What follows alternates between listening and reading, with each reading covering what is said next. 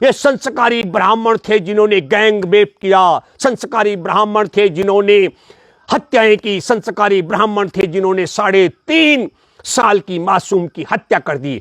थूकता है भारत ऐसे संस्कारी ब्राह्मणों पर, थूकता है भारत। राम मंदिर के लिए चंदा जुटाने वालों में से एक, उसने गरीब ब्राह्मण की बेटी के साथ में जो किया, उसकी नग्न वीडियो दुनिया ने देखी। किसके इशारे पर यह रैली निकाली गई मिस्टर नरेंद्र मोदी? तो महिलाओं के सम्मान का रुधान करते हो। और गुजरात में नरेंद्र मोदी की सरकार थी, उसके साथ में 11 लोगों ने बलात्कार किया, उसकी 3.5 साल की मासूम बच्ची की हत्या कर दी गई। उसकी मां और उसके परिवार के 3 और महिलाओं के साथ में बलात्कार करके हत्या कर दी गई।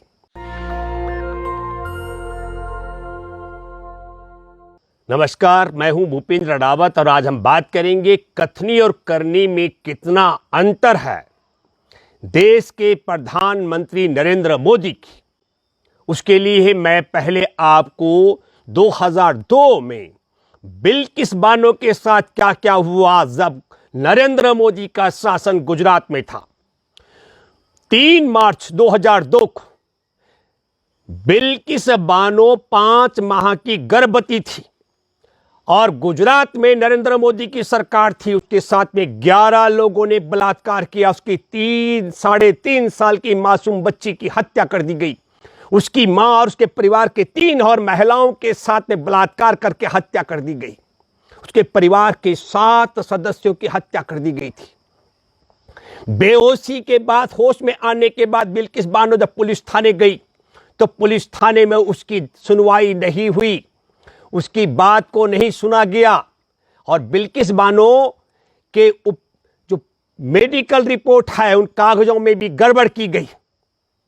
मैं ये बात बताना चाहता हूं कि प्रधानमंत्री का जो बिलाप था अमृतकाल के अवसर पर, आजादी के 15 अगस्त को लाल किला से प्राचीर से, जरा उसकी पृष्ठभूमि के महिलाओं के प्रति कितना सम्मान है मोदी के मन में। बिल्किस बानो जैसी बहादुर महिला को महिला आयोग से लेकर सुप्रीम कोर्ट का दरवाजा खटखटाना पड़ा। सुप्रीम कोर्ट के आदेश के बाद अगस्त 2004 में जाकर के वो 11 आरोपी बलात्कारी गिरफ्तार हुए। कौन?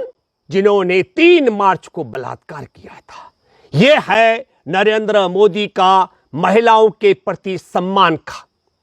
और अब आजादी के 75वें वर्षगांठ पर जब देश पर नरेंद्र मोदी का शासन है, तब एक तरफ बिल्किस बानो जब 5 माह की गर्भवती थी, उसके साथ बलात्कार, गैंग रेप करने वाले बलात्कारियों को, उसकी मां और 3 अन्य महिलाओं के साथ बलात्कार करने वाले बलात्कारियों को, उसके 3.5 साल की मासूम बच्ची की निर्मम हत्या करने वाले हत्यारों को जिस वक्त गुजरात की भाजपा सरकार रिहा कर रही थी, उसी वक्त लाल किले के प्राचीर से देश के प्रधानमंत्री नरेंद्र मोदी कह रहे थे, हमारे बोलचाल, हमारे व्यवहार से, हमारे कुछ शब्दों से हम नारी का अपमान करते हैं, इसलिए स्वभाव से, संस्कार से, रोजमर्रा की जिंदगी में नारी को अपमानित करने वाली हर बात से मुक्ति का संकल्प लें।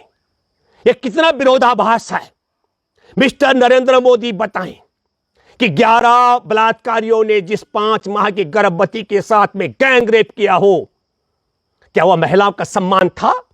उस गर्भवती महिला की मां और 3 अन्य महिलाओं के साथ बलात्कार किया हो, यह क्या महिलाओं का सम्मान था? 3.5 साल की मासूम बच्ची, उसकी हत्या कर दी गई हो, यह क्या महिलाओं का सम्मान था?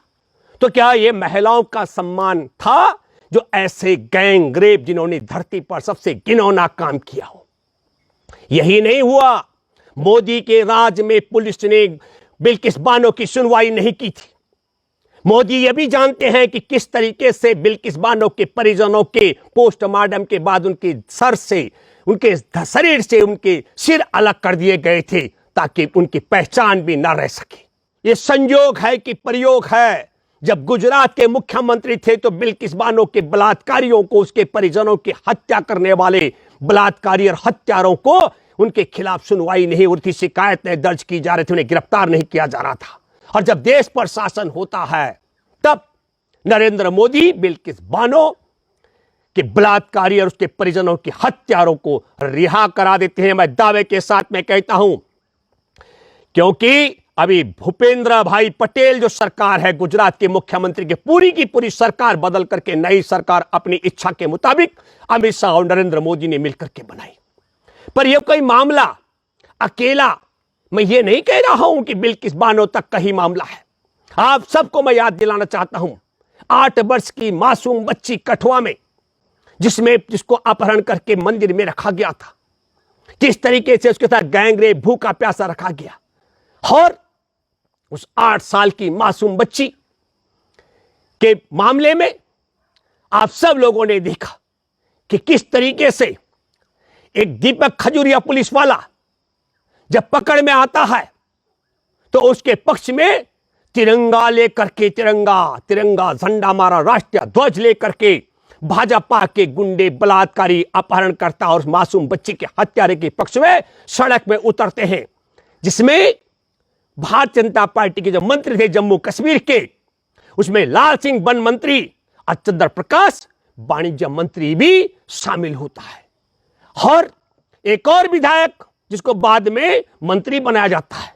मैं दूसरा जिक्र करना चाहता हूं, ऐसा नहीं है कि अकेले कठुआ की मासूम बच्ची के बलात्कारी, अपहरणकर्ता, हत्यारों के पक्ष में तिरंगा की रैली निकाली गई हो। एक और मामला है उन्नाव रेप केस का, जिसका आरोपी विधायक कुलदीप सिंह सेंगर भाजपा का 2017 में उसने अपनी सगी चचेरी बहन के साथ बलात्कार किया था। उसका मामला तब उजागर हुआ था जब उसने 2017 में जो बलात्कार हुआ था, तो आप समझ लो कि 8 अप्रैल 2018 को वो मामला तब सुर्खियों में आया था जब पीड़िता ने योगी आदित्यनाथ के आवास पर आत्महत्या करने का प्रयास किया। उन्नाव का जो बलात्कारी है उसके पक्ष में रैली निकाली गई और नारा लगाया भाजपाई लोगों ने, हमारा विधायक निर्दोष है। अब आप समझ लीजिएगा, यह कुलदीप सेंगर की चचेरी बहन राजपूत घराने की है, यह मामला हिंदू मुसलमान का नहीं है। और आपको बता देना चाहता हूं, उस समय कुलदीप सेंगर सीबीआई की हिरासत में था। उसके भाई पर उसकी बलात्कार पीड़िता चचेरी बहन के पिता को पुलिस हिरासत में पीट कर मार डालने का मुकदमा चल रहा था। उसके पक्ष में सैकड़ों लोग उतरे और कहा कि यह राजनीतिक साजिश है। किसके इशारे पर यह रैली निकाली गई मिस्टर नरेंद्र मोदी? तो महिलाओं के सम्मान का रुधान करते हो। आपको मैं बताना चाहता हूं, एमएलए पर 25 लाख का जुर्माना हुआ कुलदीप सेंगर पर, और उम्र भर की जेल है उसके लिए, जिसके पक्ष में भारतीय जनता पार्टी के लोगों ने रैली निकाली। मैं और जिक्र करना चाहता हूं आपके सामने, महर्षि वाल्मीकि के वंशजों की हाथरस की बेटी, आप सब लोग जानते हैं, जो एडीजी प्रशांत कुमार ने क्या कहा था, युवती से रेप नहीं हुआ। दुनिया जानती है कि 14 सितंबर 2020 को हाथरस में किस तरीके से वाल्मीकि की बेटी की जुबान काटी गई, कमर की हड्डी तोड़ी गई, गैंग रेप किया गया, और एडीजी बोलता है उसके साथ में बलात्कार नहीं हुआ। तो यह विडंबना आपको और हमको समझनी चाहिए। एक और घटना आपको मालूम है कि संत चिन्मयानंद राम मंदिर के लिए चंदा जुटाने वालों में से एक, उसने गरीब ब्राह्मण की बेटी के साथ में जो किया, उसकी नग्न वीडियो दुनिया ने देखी। वो गुरु है योगी आदित्यनाथ का, वो गुरु है नरेंद्र मोदी का। और इससे पहले एक बड़ा वीडियो आपने वायरल होते देखा होगा बलात्कारी आसाराम का, जिसमें नरेंद्र मोदी कहते थे बापू नहीं होते तो मैं गुमनाम की जिंदगी जी रहा होता। आज बिल्किस बानो का पति कह रहा है हम पिछले 2002 के बाद से छिप करके रह रहे हैं। हम बधाई देना चाहते हैं बिल्किस बानो को, उस बहादुर महिला को जिसके साथ में 11 बलात्कारियों ने बलात्कार किया। उसके परिजनों के 7 जनों की हत्या कर दी गई और वो बहादुर से लड़ती रही। आज बिल्किस बानो 2002 में इन बलात्कारियों को इनके खिलाफ लड़ते हुए 2008 में सजा दिला पाई थी, और रिहाई ने न्याय पर उनके भरोसे को तोड़ दिया। आज बिल्किस बानो, उन्होंने कहा मेरे पास शब्द नहीं है, मैं अभी होश में नहीं हूं। बिल्किस ने कहा आज वह सिर्फ इतना कह सकती है कि किसी महिला के लिए न्याय ऐसे कैसे खत्म हो सकता है। तो नरेंद्र मोदी, यदि आपने महिलाओं के अपमान के प्रति जो विलाप आपने किया लाल किले की प्राचीर से, मैं आज ये नहीं कहूंगा कि आपने शब्दों से, व्यवहार से, संस्कार से, अपने स्वभाव से अपनी ब्याहता का अपमान किया, जसोदाबेन मोदी का। आज मैं आपसे जानना चाहता हूं मिस्टर मोदी, जब आप मुख्यमंत्री थे तब बिल्किस बानो जिसके साथ गैंग रेप किया गया, उसकी मां और 3 महिलाओं के साथ बलात्कार किया गया, उसकी मासूम 3.5 साल की बच्ची की हत्या कर दी गई, उसके परिवार के 7 सदस्यों की हत्या कर दी गई थी, तब आपके इशारे पर गुजरात पुलिस ने उसका मुकदमा दर्ज नहीं होने दिया। गुजरात पुलिस के इशारे पर हॉस्पिटल में पोस्टमार्टम करते हुए इसकी रिपोर्ट बदली कर दी गई, उसके परिजनों के सिर काट के अलग कर दिए गए थे। इसके लिए माफी मांगी है कहीं आपने तो बताइए। यह संयोग नहीं, यह प्रयोग है मिस्टर मोदी कि ठीक आजादी की अमृतकाल के अवसर पर लाल किले की प्राचीर से जिस समय तुम रो रहे विलाप कर रहे थे महिलाओं के सम्मान के लिए, उसी वक्त गुजरात में बिल्किस बानो के बलात्कारियों को रिहा किया जा रहा था। एक शब्द भी हाथरस के एडीजे प्रशांत के खिलाफ आपके मुंह से नहीं निकला। कुलदीप सेंगर के बलात्कार पीड़िता के पक्ष में जिसको ऊपर ट्रक चढ़ाया गया, दुनिया जानती है, टेलीग्राफ पर कई अखबारों ने उसको एक्सपोज किया था। तब बताया गया था कि साहब उसकी किस्त नहीं गई है, इसलिए उसने ग्रीस पोत दी है नंबर प्लेट पर। लेकिन सच्चाई यह नहीं है। सच्चाई यह थी कि ट्रक मालिक ने 3 ट्रक फाइनेंस कराए थे और 1 ट्रक की किस्त पूरी दे चुका था और किस्तें उसकी टाइम पर जा रही थी। असल मकसद था कुलदीप सेंगर के इशारे पर और योगी सरकार की छूट के बाद उस परिवार को, लड़की को खत्म करना जो आज भी जिंदगी और मौत के बीच में जूझ रही है, जिसने अपनी मौसीरी और अपने 2 रिश्तेदारों को कुर्बानी दी और खुद और वकील आज भी जिंदगी और मौत के बीच में जूझ रहे हैं। इसलिए मेरे दोस्तों, अंधभक्त और मूर्ख और देश में महिला विरोधी तो सच में खुश हो सकते हैं कि बिल्किस बानो, कहा जा रहा है, इनके विधायक कह रहा है, ये संस्कारी ब्राह्मण थे जिन्होंने गैंग रेप किया, संस्कारी ब्राह्मण थे जिन्होंने हत्याएं की, संस्कारी ब्राह्मण थे जिन्होंने 3.5 साल की मासूम की हत्या कर दी। थूकता है भारत ऐसे संस्कारी ब्राह्मणों पर, थूकता है भारत ऐसे व्यवस्था पर।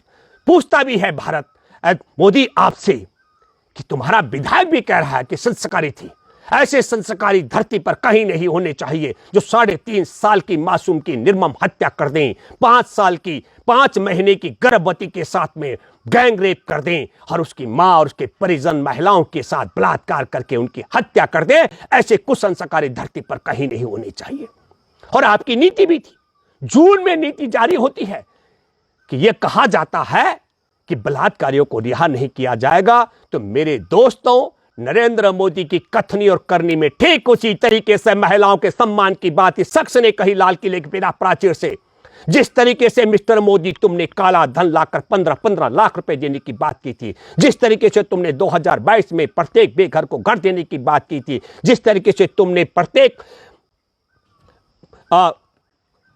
बेरोजगार को 2-2 करोड़ रोजगार देने की बात की थी और जिस तरीके से तुमने देश को विश्व गुरु बनाने की बात की थी, ठीक उसी तरीके से महिलाओं की सम्मान की झूठी बात भी मिस्टर नरेंद्र मोदी तुमने की है। और मैं फिर देशवासी आप सब लोगों से कहना चाहता हूं कि कथनी और करनी में फर्क निकालने के लिए नरेंद्र मोदी के लिए कहीं जाना नहीं पड़ेगा। और अब यही भाषा मोहन भागवत भी कह रहा है, लेकिन मैं दोनों को चुनौती देता हूं। मोहन भागवत ने चिन्मयानंद की बलात्कार पीड़िता के पक्ष में, कुलदीप सेंगर की बलात्कार पीड़िता के पक्ष में, बिल्किस बानो के परिवार के पक्ष में, कठुआ की मासूम बच्ची के पक्ष में और हाथरस की बेटी के पक्ष में नरेंद्र मोदी और मोहन भागवत ने एक भी शब्द अगर कहा हो तो मैं मान जाऊंगा। इन्होंने एक भी शब्द उनके पक्ष में नहीं कहा, क्योंकि ये महिला द्रोही थे, ये महिला द्रोही हैं और ये महिला द्रोही रहेंगे। अब इन्होंने नया एजेंडा शुरू कर दिया है देशवासियों को। अब नई राह पर, अब रोजगार खत्म, अब आपका रोजगार विश्वगुरु बनने का एजेंडा खत्म, किसानों को दुगना आमदनी का मामला खत्म, विदेशों से काला धन ला करके 15-15 लाख रुपए देने का मामला खत्म। अब महिला सम्मान की बात हो रही है। और मैं एक आखिरी बात, मिस्टर नरेंद्र मोदी, तुम्हारे स्वभाव से, तुम्हारे व्यवहार से, तुम्हारे संस्कार से बिल्किस बानो का अपमान हुआ है, जसोदा बेन का अपमान हुआ है, हाथरस की बेटी का अपमान हुआ है। तुम्हारे वाणी से, व्यवहार से, स्वभाव से, संस्कार से हाथरस की बेटी का, उन्नाव की बेटी का, कठवा की बेटी का और गुजरात की बिल्किस बेटी का और जसोदा बेन का अपमान हुआ है, सम्मान नहीं हुआ है। तो पश्चाताप करने के लिए आप माफी मांगे बिल्किस बानो से, माफी मांगे जसोदा बेन से, माफी मांगे हाथरस की बेटी की आत्मा से, माफी मांगे आप उन्नाव की पीड़िता से, और माफी मांगे आप कठवा के 8 साल की मासूम की आत्मा से। तब पता लगेगा कि हां, नरेंद्र मोदी का देश की महिलाओं के प्रति हृदय में परिवर्तन हो गया है। यह नौटंकी नहीं थी। और अन्यथा अगर तुमने माफी नहीं मांगी कठवा की मासूम बच्ची की आत्मा से, बिल्किस बानो के परिवार से, बिल्किस बानो से, कुलदीप सेंगर की बलात्कार पीड़िता उन्नाव की बेटी से, हाथरस की बेटी की आत्मा से अगर तुमने माफी नहीं मांगी जसोदा बेन की से, तो फिर यह संदेश जाएगा कि मिस्टर मोदी, तुम झूठे नंबर 1 थे, झूठे नंबर 1 हो और झूठे नंबर 1 रहोगे। धन्यवाद। जय हिंद, जय जवान, जय किसान। नेशनल दस्तक की आपसे गुजारिश है कि अगर इसको बचाना चाहते हैं तो नेशनल दस्तक को सब्सक्राइब करने के लिए रेड कलर के सब्सक्राइब बटन को दबाएं, फिर बेल आइकन की घंटी दबाएं। नेशनल दस्तक को बचाने के लिए बहुत जरूरी है कि हर खबर को शेयर करें, लाइक करें, कमेंट जरूर करें।